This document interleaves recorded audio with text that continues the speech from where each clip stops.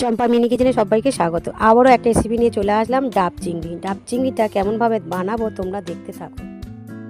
প্রথমে আমি ডাবটা ভালো করে কেটে নিয়েছি। যেহেতু আমার বাপের বাড়ি অনেক লোক, একটা ডাবে হবে না, ওই জন্য নিয়েছিলাম দুটো ডাব। ডাবের যে ভেতরে শাঁসটা বসেছিল ওই শাঁসটা আমি ভালো করে চামচ দিয়ে কুড়িয়ে নিয়েছিলাম আর রেখেছিলাম ডাবের জলটা, ওটাও আমাদের কাজে লাগবে। চিংড়ি মাছটা আমি ভালো করে কেটে নিয়েছিলাম, পরিষ্কার করে ধুয়ে নিয়েছিলাম। এবারে আমি একটা ভালো করে পাত্রের মধ্যে মাখিয়ে নেবো চিংড়ি মাছটা।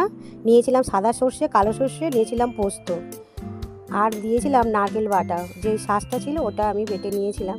তারপর কিছুটা দিয়ে দিয়েছিলাম সর্ষের তেল, আর দিয়েছিলাম স্বাদ মতন লবণ আর স্বাদ মতন চিনি।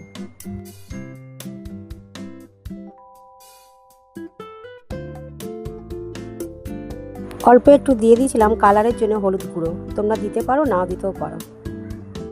বেশ খানিকটা কাঁচা লঙ্কা বাটা দিয়েছিলাম, এটা একটু ঝাল ঝাল হলে বেশি ভালো লাগে। আর আমি এটা ভালো করে মাখিয়ে নিয়েছিলাম। তারপরে আমি দিয়ে দিয়েছিলাম কিছুটা ওই যে ডাবের জল ছিল, ওই ডাবের জল দিয়ে আমি মাখিয়েছিলাম। আলাদা করে এক্সট্রা জল আমি দিইনি, পুরোটাই আমি ডাবের জল দিয়েছিলাম।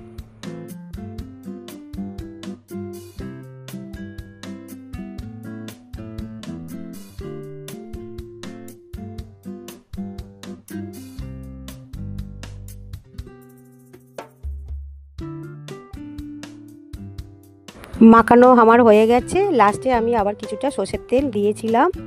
এবার আমি এক এক করে ডাবের মধ্যে সব ভরে নেব।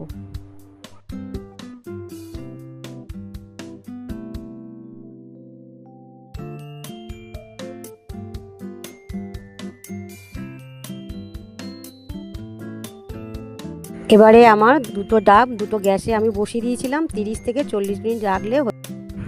এটা আমি বাপের বাড়ি বানিয়েছিলাম গিয়ে ভাইফোঁটায়। যেহেতু এটা এডিট করা হয়নি বলে ওই জন্য ছাড়তে পারি না। আজকে বসে বসে আমি এটা এডিট করলাম আর ভাবলাম এটা আজকে ছেড়ে দিই। এটা খেতে খুব ভালো হয়েছিল, আমাদের বাড়ির লোক খুব ভালোবেসে খেয়েছিল।